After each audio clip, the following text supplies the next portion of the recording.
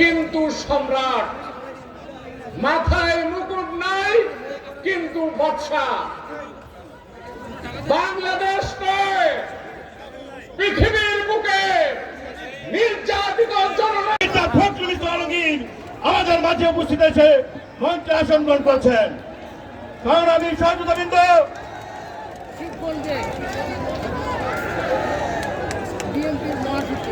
ইতিমধ্যে আমাদের মাঝে এসে উপস্থিত হয়েছেন ঠাকুরগাঁও জেলা বিএনপির সম্মানিত সাধারণ সম্পাদক, সাবেক মেয়র, কেন্দ্রীয় বিএনপির সম্মানিত নির্বাহী সদস্য জনাব মির্জা ফয়সাল আহমেদকে আসন দেওয়ার জন্য বিনীতভাবে অনুরোধ করছি।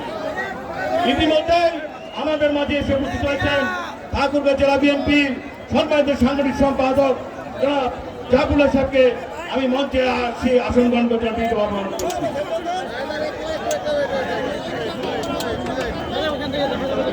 আমি সংগ্রামী উপস্থিতি এই পর্যায়ে বক্তব্য রাখার জন্য বিনীতভাবে অনুরোধ করছি ঠাকুরগাঁও সদর ঠাকুরগাঁও পৌর বিএনপির সম্মানিত সাধারণ সম্পাদক জনাব তারেক আব্বাসকে তার মূল্যবান বক্তব্য রাখার জন্য।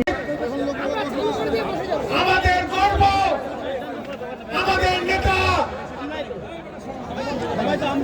যিনি গোটা বাংলাদেশ জাতীয়তাবাদী দলকে সাধারণ সম্পাদক বলছেন, তাদেরকে ধন্যবাদ জানাচ্ছি, কৃতজ্ঞতা জানাচ্ছি।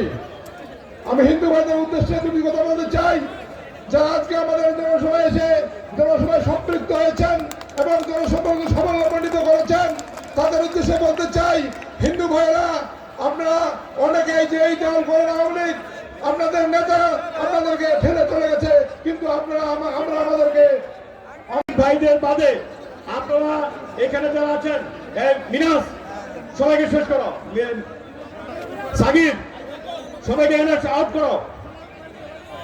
সংগ্রামী উপস্থিতি,